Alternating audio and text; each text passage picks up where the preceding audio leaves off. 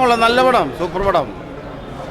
നല്ല ഡയറക്ഷൻ, നല്ല സീനറി, നല്ല ലൊക്കേഷൻ, നല്ല ആർട്ടിസ്റ്റുകൾ, സൂപ്പറായിട്ട് പറ്റിയാണ്. നല്ല അടിപൊളി ഡയറക്ഷൻ.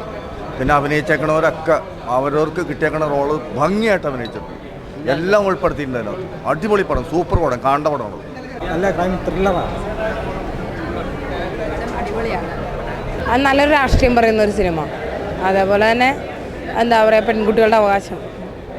നല്ല സിനിമ. എല്ലാവരും നന്നായിട്ട് അഭിനയിച്ചിട്ടുണ്ട്. പ്രത്യേകം അതാ പറയാനുള്ള, എല്ലാവരും നന്നായിട്ട് എന്താ പറയുക, എല്ലാം നല്ല വൃത്തിയായിട്ട് അഭിനയിച്ചിട്ടുണ്ട്. വിചേട്ടനും ജിൻസി ചേച്ചിയൊക്കെ കലക്കിയിട്ടുണ്ട്. ഒന്നും പറയാനില്ല.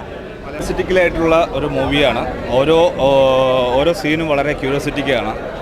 നമുക്ക് വളരെ ത്രില്ലിംഗ് ആയിട്ട് നമുക്ക് എടുക്കാവുന്ന നല്ല സബ്ജക്റ്റീവായിട്ടുള്ളൊരു മൂവിയാണ്. വളരെ പുതുമയായിട്ടുള്ള സബ്ജക്റ്റാണ്. വളരെ ക്യൂരിയോസിറ്റിക്കൽ മൂവിയാണ്.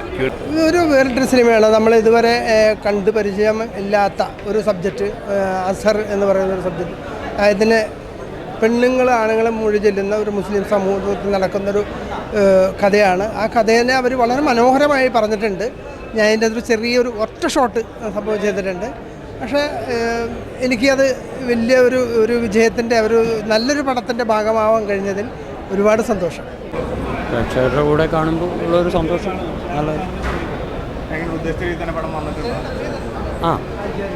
പക്ഷെ നമ്മുടെ പെർഫോമൻസിൽ എനിക്ക് കുറച്ചുകൂടി നന്നാക്കാമായിരുന്നു എന്ന് തോന്നുന്നു.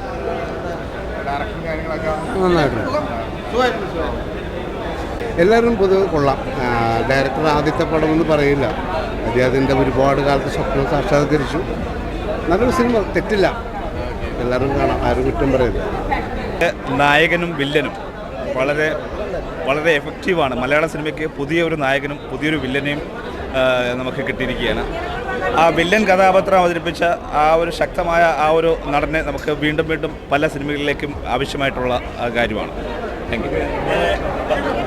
ലാഗ് ഫീൽ ചെയ്യുന്നില്ല, ലാഗ് ഇതില്ല. പിന്നെ ഞങ്ങളൊക്കെ പുതുമുഖങ്ങളാണെന്നുള്ള തോന്നൽ ഇപ്പോൾ നമുക്കും തോന്നുന്നില്ല. നിങ്ങളെല്ലാവരും ആൾക്കാർ വന്ന് കണ്ടു കഴിയുമ്പോൾ അത് കൃത്യമായിട്ട് മനസ്സിലാവും. കാരണം നല്ലൊരു മെസ്സേജ് ഉണ്ട് ഈ പടത്തിനകത്ത്. അതായത് പസഹ എന്ന് പറയുന്നത്, ഇപ്പം നമ്മൾ തന്നെ ഞങ്ങളൊക്കെ അറിയുന്നത് ഈ പടത്തിൻ്റെ ഷൂട്ടിംഗ് സമയത്താണ് ഇങ്ങനൊരു നിയമം ഉണ്ടെന്നുള്ള അറിയുന്നത് തന്നെ. അപ്പോൾ അത് മുജീബിക്കയുടെ ഒരു ഭയങ്കര എഫേർട്ടാണ്. അപ്പോൾ അത് സമൂഹത്തിലേക്ക് അല്ലെങ്കിൽ അറിയാൻ പാടില്ലാത്ത ഒരുപാട് പേർക്ക് ഒരു മെസ്സേജ് കൊടുക്കാൻ വേണ്ടി തന്നെയായിട്ട് അദ്ദേഹം ചെയ്തിരിക്കുന്ന ഒരു സിനിമയാണ്. അതിന് വേണ്ടിയിട്ട് ചില മേമ്പൊടികളായിട്ട് നമ്മുടെ കൊറോണ കാലത്തും അതുപോലെ തന്നെ തീവ്രവാദത്തിൻ്റെതും സംഭവങ്ങളൊക്കെ ഉപയോഗിച്ച് രാഷ്ട്രീയമൊക്കെ ഉപയോഗിച്ച് അത് അങ്ങനെ മെയിൻറ്റെയിൻ ചെയ്ത് പോന്നിരിക്കുന്നു എന്നുള്ളൂ ആ സിനിമ. അത് ഒരുപാട് എൻജോയ് ചെയ്തു. ഫസ്റ്റ് ടൈം കാണുന്ന തിയേറ്ററിൽ ആ സ്ക്രീനിൽ കാണുമ്പോൾ തന്നെ കണ്ണു നിറഞ്ഞ് ഒഴുകുക. അപ്പോൾ ഒത്തിരി നാളത്തെ ആഗ്രഹമാണ് ആ സ്ക്രീനിൽ വരിക എന്നുള്ളത്. അത് ഒരുപാട് സന്തോഷത്തോടെ എൻ്റെ ഫാമിലിയുടെ കൂടെ നിന്ന് തന്നെ കണ്ടു. ഒരുപാട് സന്തോഷമുണ്ട്. ഒരുപാട് സന്തോഷമുണ്ട്. ഓക്കെ, ഒരു മൾട്ടി വിഷയങ്ങൾ കൈകാര്യം ചെയ്ത ഒരു സിനിമയാണ്. അപ്പോൾ അതിനോട് എത്രമാത്രം ഹാപ്പിയാണ്? ഒന്ന് നല്ലൊരു മെസ്സേജ് തരുന്ന ഒരു സിനിമയാണ് ഈ അഞ്ചാം ഭേദം എന്ന് പറയുന്നത്. അപ്പോൾ അത് ബാക്കിയുള്ളവർ വന്ന് കണ്ടിട്ട് വേണം അഭിപ്രായം പറയാനായിട്ട്. അപ്പം അതിനകത്ത് എല്ലാവരും പുതുമുഖങ്ങളാണ് അതിനകത്ത് അഭിനയിച്ചിരിക്കുന്നത്. അപ്പോൾ മറ്റ് ആർട്ടിസ്റ്റുകൾക്കും മറ്റ് സിനിമകൾക്കും കൊടുക്കുന്ന അതേ സപ്പോർട്ട് തന്നെ ഈ സിനിമകൾക്കും തരണം. നമ്മുടെ അഞ്ചാം ഭേദം എന്ന സിനിമ കേരളത്തിൽ അങ്ങോട്ടും ഇങ്ങോട്ടും തിയേറ്ററിൽ പ്രദർശിപ്പിച്ചുകൊണ്ടിരിക്കുകയാണ്. പക്ഷേ ഇന്നേ വരെ ഒരു നെഗറ്റീവ് റിവ്യൂ പോലും വരാത്തൊരു സിനിമയാണ്. പുതുമുഖങ്ങളാണ് ഇതിൻ്റെ അഭിനയിച്ചതെന്ന് പറയാറ്. ഞാൻ ഇതിനകത്ത് മാത്യു എന്ന കഥാപാത്രം ചെയ്ത ആളാണ്. പക്ഷേ തിയേറ്ററിൽ ഒരാൾക്ക് പോലും അതായത് ലാഗ് ഫീൽ ചെയ്തിട്ടില്ല പടത്തിന്. പിന്നെ ഇതിനകത്ത് നമുക്ക് ഉയർത്തി പറയേണ്ട കാര്യം എന്ന് പറഞ്ഞാൽ മതവും രാഷ്ട്രീയവും കലർന്നുള്ള അമിതമായിട്ടുള്ള അഭിനിവേശത്തിൻ്റെ ഒരു കഥയും കൂടിയാണ്. കാരണം ഈ പ്രസംഗം എന്ന് പറഞ്ഞത് കാര്യങ്ങൾ ഇന്ത്യയിലായതുകൊണ്ട് 3 കാര്യങ്ങൾ നടപ്പിലാക്കുമെന്നാണ് എൻ്റെ അറിവ് വന്നത്. ഒന്ന് സാനിയ മിർസ. പക്ഷേ ഇത് ഞാൻ അറിയുന്നത് ഈ സിനിമയിലൂടെയാണ്, പ്രസംഗം എന്ന് പറയുന്ന കാര്യങ്ങൾ. പക്ഷേ ഇത് നമ്മുടെ അഞ്ചാം ഭേദം സിനിമയിലൂടെ നമ്മുടെ ഡയറക്ടറായി മുജീബിക്ക അത് ചൂണ്ടിക്കാണിച്ചു തന്നിട്ടുണ്ട്. എന്നാൽ അതോടൊപ്പം തന്നെ മതഭ്രാന്തായിട്ട് നിൽക്കുന്ന ആളുകളെ ഒരു മുൻമണിയിൽ നിർത്തുന്ന അല്ലെങ്കിൽ അത്ര അനുഭവിച്ച് പോകല്ല എന്ന് പറയുന്നതിൻ്റെ ഒരു മെസ്സേജും കൂടിയാണ്. അതോടൊപ്പം തന്നെ രാഷ്ട്രീയം. എന്തായാലും ഈ പടം പുതുമുഖങ്ങളെന്നതിൻ്റെ പേരിൽ ആരും സിനിമ കാണാതിരിക്കരുത്. എന്തായാലും നിങ്ങളൊരു 150-200 മുടക്കിയാൽ അതിനെല്ലാം ലാഭമുണ്ട്. കാരണം അങ്ങനെ ആരെങ്കിലും നെഗറ്റീവ് പറഞ്ഞാൽ ആ പൈസ ഞാൻ തിരിച്ചു കൊടുക്കുന്നതായിരിക്കും. ഒരിക്കലും ഈ പടം ആർക്കൊരു മോശമെന്ന് പറയത്തില്ല. ഇത് കേരളത്തിലെ എല്ലാ തിയേറ്ററിൽ നിന്നും ആളുകളുടെ റെസ്പോൺസ് നമുക്ക് കിട്ടിയിട്ടുണ്ട്.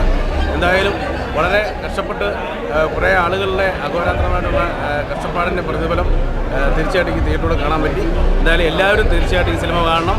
ഈ എളിയ കലാകാരന്മാരെ പ്രോത്സാഹിപ്പിക്കണം. ഞങ്ങൾ അഭിനയിക്കുന്ന സമയത്ത് ഉണ്ടായിരുന്ന രീതിയിലല്ല നമ്മളിത് വന്നിരിക്കുന്നത്. അപ്പോൾ ഞാൻ ആക്ച്വലി ഇന്നാണ് പുള്ളിയുടെ സിനിമ കാണുന്നത്. അപ്പോൾ സ്വാഭാവികമായിട്ടും നമ്മളാണ് അഭിനയിക്കുന്ന ഒരു ഫീലും നമുക്കേ കിട്ടുന്നില്ല. അപ്പോൾ സ്വാഭാവികമായിട്ടും അത് വർക്കൗട്ട് ആയിട്ടുണ്ടെന്നാണ് അതിൻ്റെ ഒരു ട്രീറ്റ്മെൻറ്റ് വർക്കൗട്ട് ആവുന്നുണ്ട്. സോ ബേസിക്കലി ഇപ്പോൾ ഈ തിയേറ്ററിൽ ആൾക്കാർ വരുന്ന സമയമാണ്. എല്ലാവരും തിയേറ്ററിൽ വന്നാൽ തന്നെ നമുക്ക് അതിൻ്റെ ഒരു ഗുണം കിട്ടത്തുള്ളൂ. സിനിമകൾക്ക് കൊടുക്കുന്ന അതേ പ്രോത്സാഹനവും സപ്പോർട്ടും നമ്മുടെ സിനിമയ്ക്ക് തരണം. എല്ലാവരും വന്ന് കാണണം. നല്ലൊരു സിനിമയാണ്. എന്നിട്ട് നല്ല അഭിപ്രായങ്ങൾ പറയാം. നല്ല അഭിപ്രായങ്ങൾ കേൾക്കുമ്പോൾ ഒരു സന്തോഷമുണ്ട്. അപ്പോൾ കണ്ടവരെല്ലാവരും നല്ല പോസിറ്റീവ് റിവ്യൂസ് തന്നെയാണ് തന്നേക്കുന്നത്. അപ്പോൾ കൂടുതൽ ആൾക്കാരിലേക്ക് എത്തുക എന്നുള്ളതാണ്. ഞങ്ങൾ ഈ പറഞ്ഞ പോലെ ഒരുപാട് സിനിമകൾ ഇപ്പോൾ തന്നെ ഓടുന്നുണ്ട്, കളിക്കുന്നുണ്ട്. അപ്പോൾ എല്ലാ സിനിമകളിലൂടെയും കമ്പീറ്റ് ചെയ്യണം. അപ്പോൾ നിങ്ങൾ ഒരു എന്താ പറയുക, ജനങ്ങളെ ഇറങ്ങി സപ്പോർട്ട് ചെയ്താൽ തന്നെ കാര്യങ്ങളത് വർക്കൗട്ട് ആവും.